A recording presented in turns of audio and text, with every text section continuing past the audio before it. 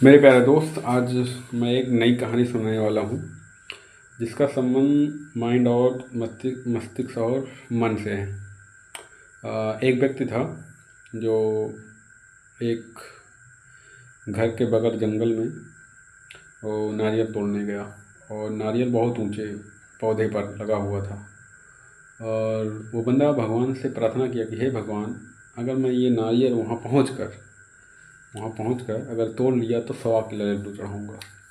वो बंदा चढ़ना शुरू किया। 1-2 प्रयास में नारियल के पेड़ पर पहुंचने ही वाला था तो उसके मन में एक ख्याल आया कि सब कुछ तो मैंने किया। सब कुछ तो मैंने किया और जो लड्डू है तो वो लड्डू क्यों चढ़ाऊँ, मैंने तो बहुत मेहनत की है। जैसे ही उसके मन में ख्याल आया और वो सोचा सही बात है, वैसे ही धड़ाम से नीचे गिरा।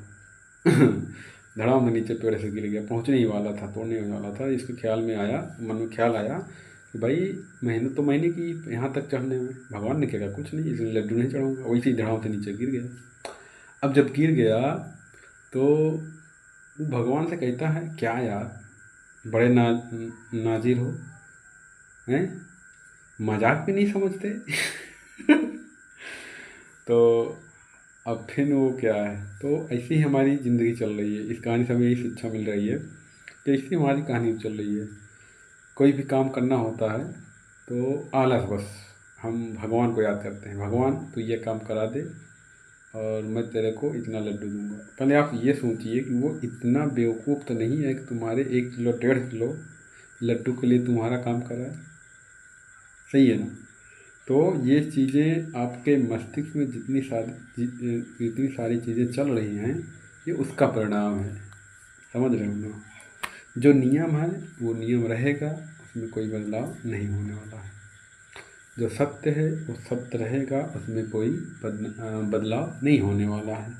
भाई कोई नियम थोड़ी ना बदल देगा। भाई तुम्हारे लिए अगर 1 किलो लड्डू में तुम्हें इलेक्शन जितवा दे रहा है, जो और सब हैं वो क्या है, बेवकूफ़ हैं? नहीं।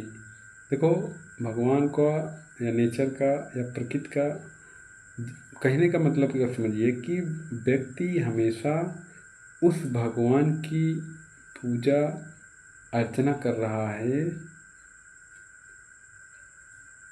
लेकिन उसको ये नहीं पता है वो जिस भगवान की पूजा अर्चना कर रहा है वास्तव रूप से ये प्रकृति ही है और प्रकृति का नाश भी कर रहा है। समझ रहे हैं ना? कि मतलब प्रकृति ही भगवान है।